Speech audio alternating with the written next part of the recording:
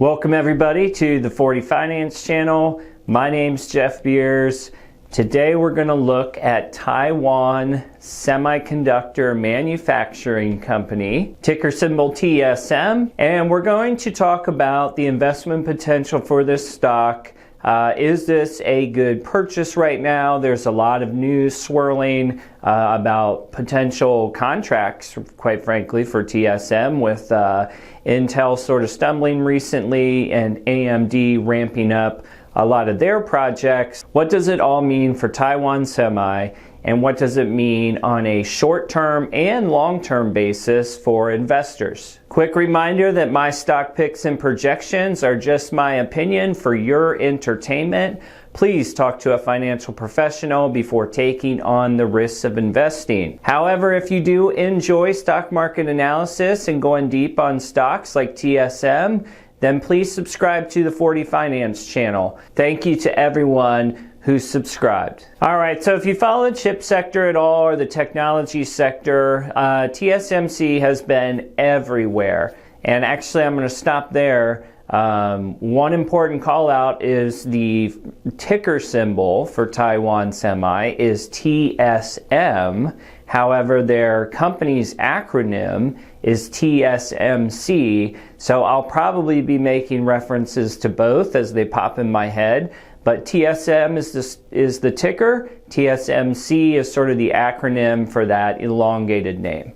Long story short, though, these guys have been a major chip manufacturer for some time. Some of the biggest tech names in the industry use TSMC to produce their chips. They are considered the most advanced of the chip manufacturers, and a lot of companies look to them when processes are getting behind or filling orders get behind, that they look to outsource. And that's a trend that many are speculating, with Intel sort of falling behind the progress that AMD is making on the 7 nanometer side.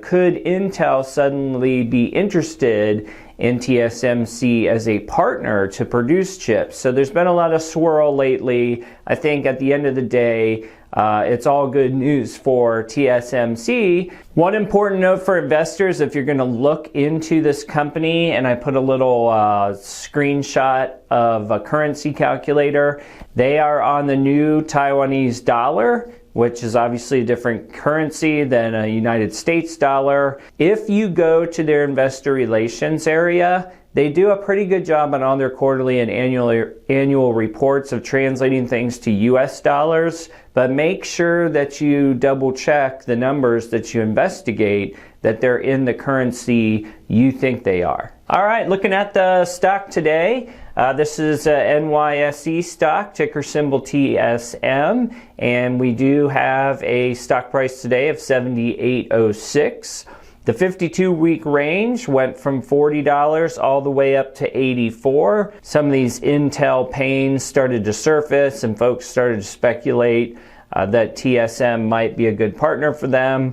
Current PE ratio of 35, and a great dividend at 3.66% as of today that they have a long history of paying out. So pretty nice sized dividend for a technology play. You look off to the chart on the right and you can see the run up that we've had here ever since the world sort of semi gotten back online. And TSM has produced some great earnings reports from not only Q1 but into Q2, and there's a lot of speculation out of analysts that this is a company that is going to grow high 20s to perhaps even 30s in revenue over the next couple years. At the top of the board, we see the forward PE drops down to 25.77, which is always a good sign.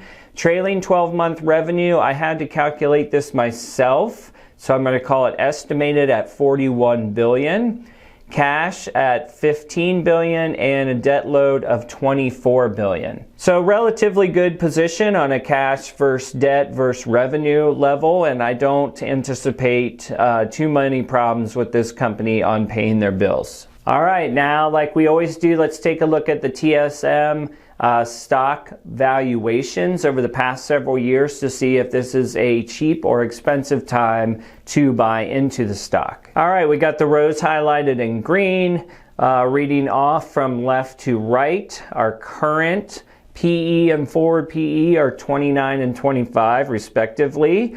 And looking across the green lines, you can see that beginning in 2019, this stock definitely had an increased premium on it, likely due with all the chip recovery that we've seen lately. But compared to December, we're still running about the same. You could make the argument if the stock dipped, call it 5 to 10%, you'd be right in the same range as 2019. You'd need a more significant dip, however, to reach the levels that we're seeing 2018 all the way back to 2014. One bright note, you see I circled PEG ratio. That has dropped substantially, certainly since way back in 2015 and 2017. So this company is definitely projected to have some great earnings growth. Price to sales and price to book at 1049 and 727. Those, similar to PE, those are both running a little bit hotter.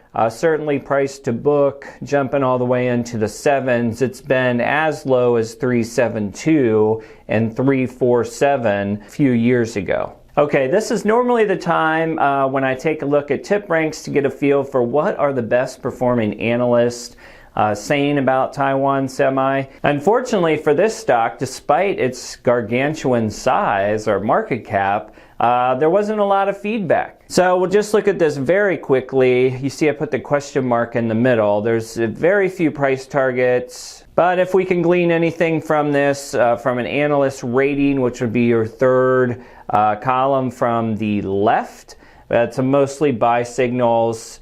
A lot of these updated dates though, if you go off to the far right, 1 month ago, 16 days ago. So hard to pull anything from this. I just put it up here because it's something that I normally do. All right, let's take a quick look at where TSMC makes the majority of their revenues to get sort of an idea of what they're working on right now. And this is pulled straight from their second quarter revenue report. You see off to the left that 36% of their manufacturing is in the 7 nanometer space. So 7 nanometer is a hot topic right now because that's what AMD is pushing forward with, and there's a lot of jokes and talk about Intel not yet having the option for that chip to produce it anyway. So there's a lot of talk like, hey, Intel's behind on their development cycle.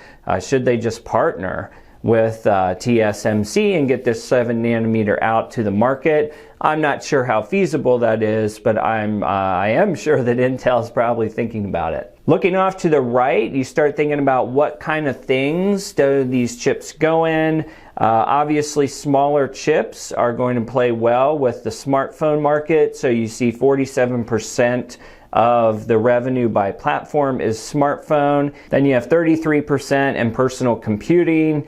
And then you've got some interesting others, which I just like to see these to know that a company is diversifying their revenue opportunities. Internet of Things, automotive, DCE, I can't think of what that would be off the top of my head, and some others. So if I add it up very quickly, your last 20% of revenue is spread off of a couple other things. So that's great, because I'm sure automotive and Internet of Things, just to grab two, have a lot of growth potential over the long term. All right, one of the things I tried to look up, and without much luck, is trying to figure out who their biggest customers are. Closest thing was in an annual report from 2019, and unfortunately we don't have the names and the faces, but we do have a quick background on how their customer base is stacked up. All right, again, this is from the 2019 end of year annual report. And the purpose of this view is to make sure that one company doesn't make up the majority of TSMC's revenue. And on the bright side, it looks like they're pretty well diversified. Here we see that customer A was 23% of total revenue. Customer B was 14%. Others, which is obviously a big group of people, less than 14%, came in as 63.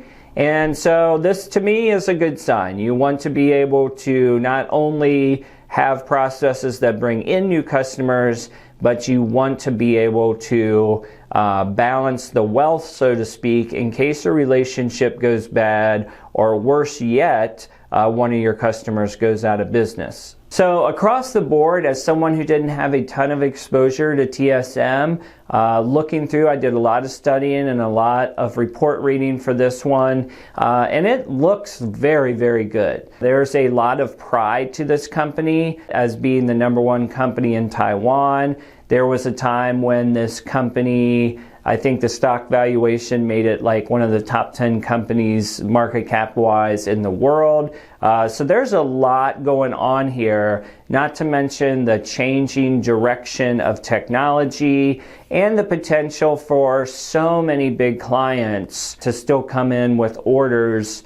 And you know, the chip sector is really just going to grow over time, as we all know. We talked about automobiles and Internet of Things, and of course phones are always changing as well. But if there's a risk to this stock, I would say from a US investor standpoint, you've got a couple things that are not working in their favor. One is the political climate between China and the United States, which puts TSM right in the middle of these two companies, between serving China and serving US customers. The other big thing going on right now is China's obsession to start their own TSMC, if you will, to make their country less dependent on outside suppliers for chips. China's Huawei basically got steamrolled by production when people bailed on their contracts, and so they've decided to take matters in their own hands. So do we see this new Chinese company SMIC as a major threat to TSMC? It doesn't appear so in the short term. I grabbed this article from Motley Fool. We'll just go through it real quick. 4 things to know about TSMC's Chinese semiconductor rival. Number 1, SMIC is China's largest chip foundry, but it still doesn't compare to the size of TSMC, Samsung, Intel, all those people. Number 2, it's 2 generations behind TSMC. So it looks like their most advanced foundries can produce 14 nanometer chips, but that's 2 chip generations behind Taiwan. Number 3, TSMC was once SMIC's 3rd largest stakeholder. It looks like TSMC previously sued SMIC over its alleged theft of trade secrets. Where have we heard that before, right? And then lastly, it's still dependent on the US. SMIC might be China's most advanced chip maker, but it's still dependent on the US for revenues and chip making technologies. So obviously, since I called out the China concerns, I wanted to just cover the competition. It sounds like that we still have a few years, but let's let it be known that China is, of course, going to put all the manpower behind it. They recently hired like 100 engineers away from TSMC, so the war has started for sure. That could create problems down the line. All right, so my bottom line for TSMC, what an incredible company as far as revenue growth, innovation, and the dividend currently at whatever, 3.6%. It's an amazing investment opportunity for a company this size. Number 2, though, as good as things are going right now, there is a lot of political drama going on, and that could cause some short-term pain in prices for this stock. However, I'm hoping that their large list of customers and people who are interested in doing work with them would balance off some of that risk. Number 3, the massive bull case for this company is, of course, to become the #1 outsource option for all these customers, right? And obviously getting Intel on board to produce 7 nanometer chips for them would be huge. I don't know what that does to the market. If former chip makers start to hire TSMC to make their chips or execute their chips, then you're talking about a pretty big opportunity for a company that's already gigantic. Bottom line for me, I like this stock and I might actually buy some shares. I'm always nervous with international stocks, but with the dividend, the price today at 78 has definitely run up. And I know we're getting some shifts out of technology money that we're starting to see cyclical shifts. I might try to wait and see if that shift out of technology brings this price down a little bit. But this is such a long-term hold that I'm not super worried about it. If you are nervous though, the VanEck Semiconductor ETF is another opportunity. Hope you guys enjoyed this video. Please give me a like and subscribe if you did. I'll see you on the next video.